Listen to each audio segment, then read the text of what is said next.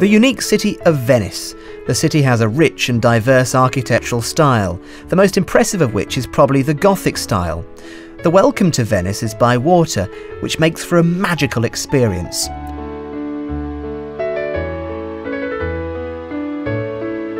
The city is made up of 118 small islands in the marshy lagoons bordering the Adriatic Sea.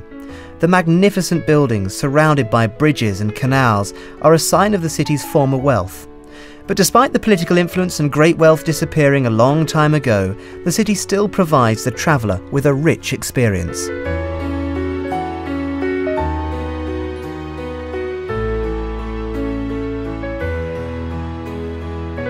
Venice is one of the most famous cities in the world, and it's a place that I've always wanted to come to. I've seen loads of pictures, read up the history of this city, but you have to come here to really experience it. As you walk along the front, you'll come to the Bridge of Sighs. It connects the old prison to the interrogation rooms in the next door palace. The view from the Bridge of Sighs was the last view of Venice that convicts saw before their imprisonment. The bridge's name, given by Lord Byron in the 19th century, comes from the suggestion that prisoners would sigh at their final view of beautiful Venice through the window before being taken down to their cells. Unfortunately, when I was there, essential maintenance work covered part of the bridge. This is St Mark's Square in Venice, which is incredibly famous, and you can see why, because the buildings around here are absolutely fantastic and some great examples of Gothic architecture. These two pillars I absolutely love. One is for St Theodore and one is for St Mark. St Mark, of course, being the patron saint of Venice. And here's an interesting story for you. It apparently is said that prisoners used to come down here and they were executed between these two pillars, and that's why you'll see some Venetians will never walk between them.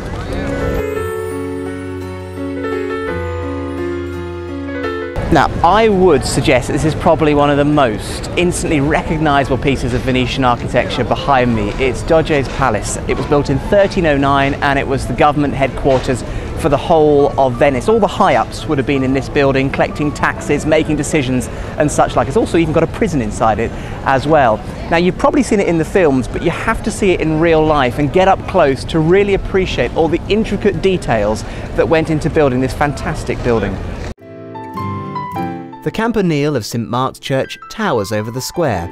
It was rebuilt in 1912 after the original collapsed. Beyond that is the clock tower, completed in 1499 above a high archway where the winding streets of Venice really begin.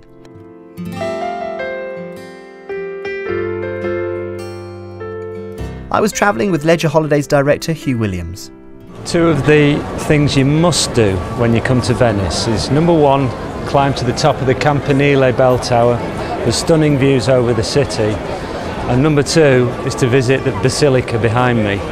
It's exquisite inside with gold mosaic on the ceiling and lots of other treasures.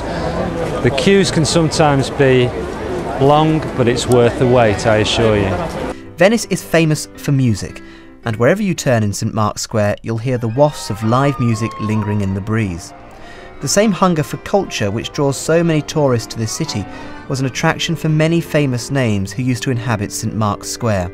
A lot of people say to me Venice is very expensive. I'm in the heart of St Mark's Square, which I have to say is probably the dearest place in the whole of Venice. But I'm going to show you a little trick. This is a wee bit of a secret. Not everything in Venice has to be so expensive.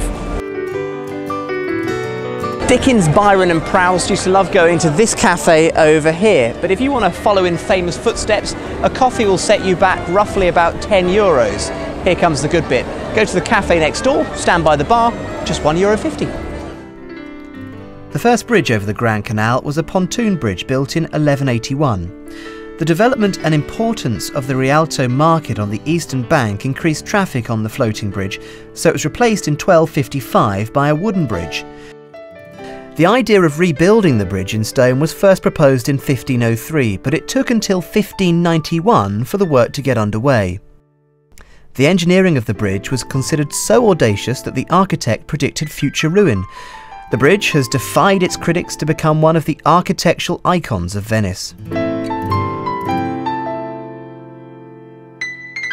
Why not finish the day with a boat trip around some of Venice's islands?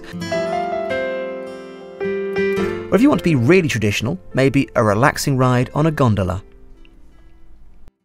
I think Venice has got culture, it's got fun, it's got everything that a person could want.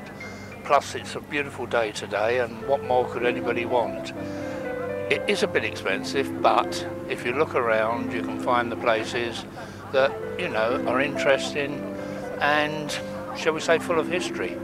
I like Venice because it's such a unique city, and no matter how many times you see it on film or television, you do not get a full impression of the city. You need to be here to see it.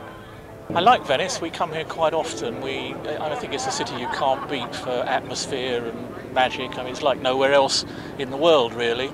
You know, it's a fantastic place, I think. We've been touring with Leisure Holidays for quite a few years now to various different places.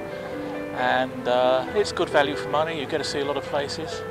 You get a bit tired occasionally, you walk too far, but we enjoy it. Well, I like Leisure because I've been with them before. This is my third trip with them, and I've always found the cruise to be most helpful, most informative.